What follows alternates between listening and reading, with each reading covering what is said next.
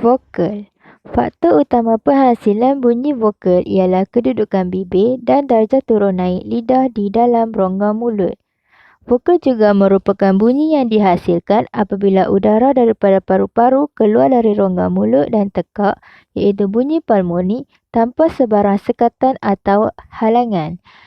Semua vokal merupakan bunyi bersuara.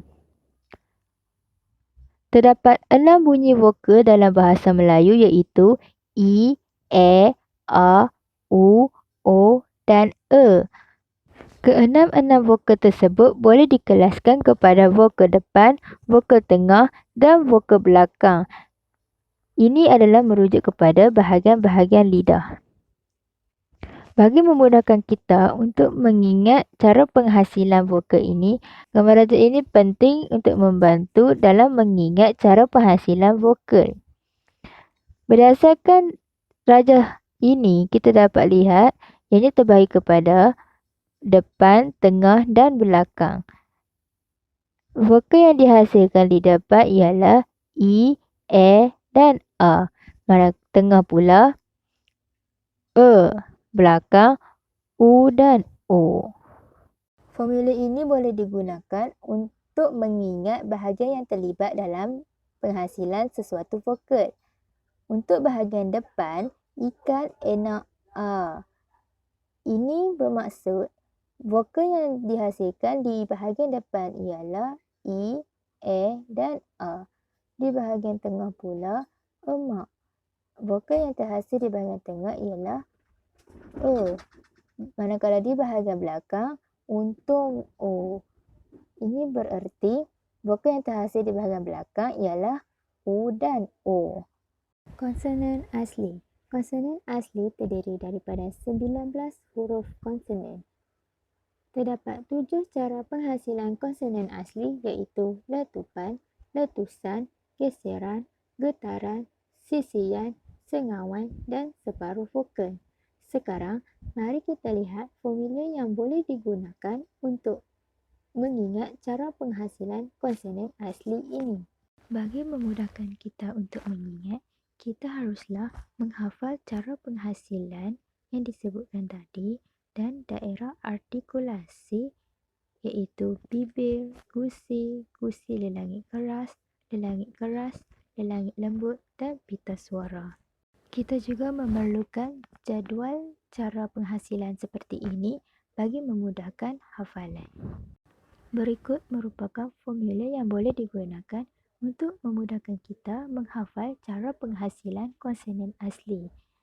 Formula tersebut ialah Papa tampar kakak bila dia gigit. Cuba jangan sebab Hana risaulah. Mama niatnya ngeri. Wow, ye. Bagi formula ini, Papa tampar kakak mewakili cara penghasilan letupan tidak bersuara bila dia gigit mewakili letupan bersuara. Cuba jangan mewakili konsonan yang terhasil daripada letusan tidak bersuara dan letusan bersuara sebab Hana pula mewakili konsonan yang dihasilkan melalui geseran tidak bersuara dan geseran bersuara.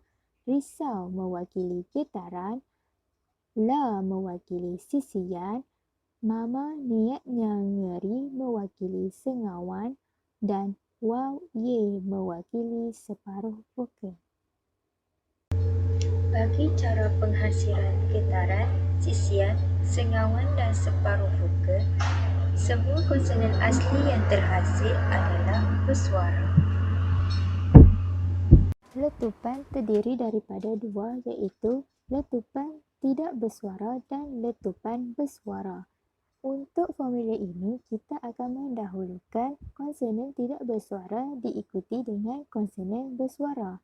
Oleh itu, P, T, K dan glotis merupakan konsonan letupan tidak bersuara manakala B, D, K merupakan konsonan letupan bersuara. Seterusnya, letusan. Terdapat dua konsonan letusan iaitu C dan J. C merupakan konsonan letusan tidak bersuara, manakala J merupakan konsonan letusan bersuara.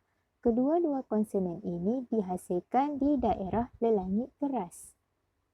Yang ketiga, geseran.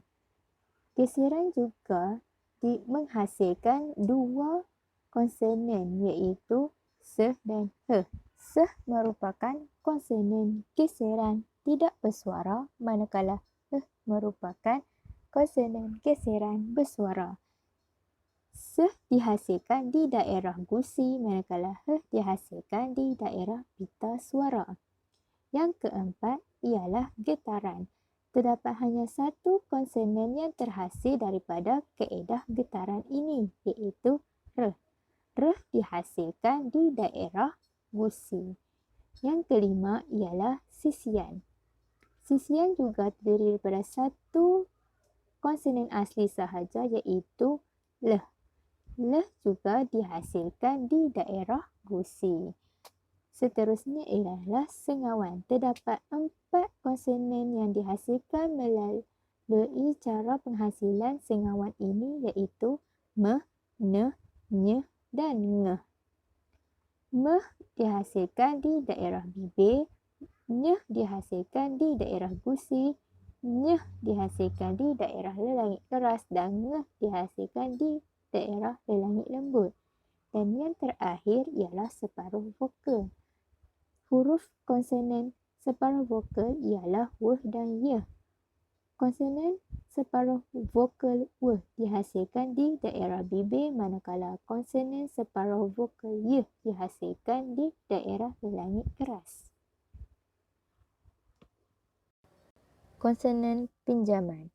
Konsonan pinjaman juga dikenali sebagai konsonan serapan. Terdapat 8 konsonan pinjaman. Cara mengingat konsonan pinjaman adalah lebih mudah berbanding cara mengingat vokal dan konsonan asli. Hal ini kerana cara penghasilan konsonan pinjaman hanya terbahagi kepada dua, iaitu geseran dan letupan. 7 daripada konsonan pinjaman adalah terhasil daripada kaedah geseran, manakala satu lagi terhasil daripada kaedah letupan. Seperti jadual yang dapat kita lihat ini, hanya konsonan K sahaja yang dihasilkan melalui kaedah letupan. Jadual ini juga akan mendahulukan konsonan yang tidak bersuara diikuti dengan konsonan bersuara. Melalui geseran bibir gigi, konsonan yang terhasil ialah F dan V. Ini bermakna F merupakan konsonan tidak bersuara, manakala V merupakan konsonan bersuara. Melalui geseran gigi pula, konsonan yang terhasil ialah F. F merupakan konsonan tidak bersuara. Geseran gigi gusi lelangit keras menghasilkan konsonan pinjaman Sh. Konsonan ini adalah konsonan pinjaman tidak bersuara. Bagi geseran lelangit lembut pula, dua konsonan pinjaman yang terhasil ialah K dan K. Ini bermakna K merupakan konsonan pinjaman tidak bersuara, manakala G merupakan konsonan pinjaman bersuara. Melalui geseran gigi gusi, Z merupakan konsonan bersuara.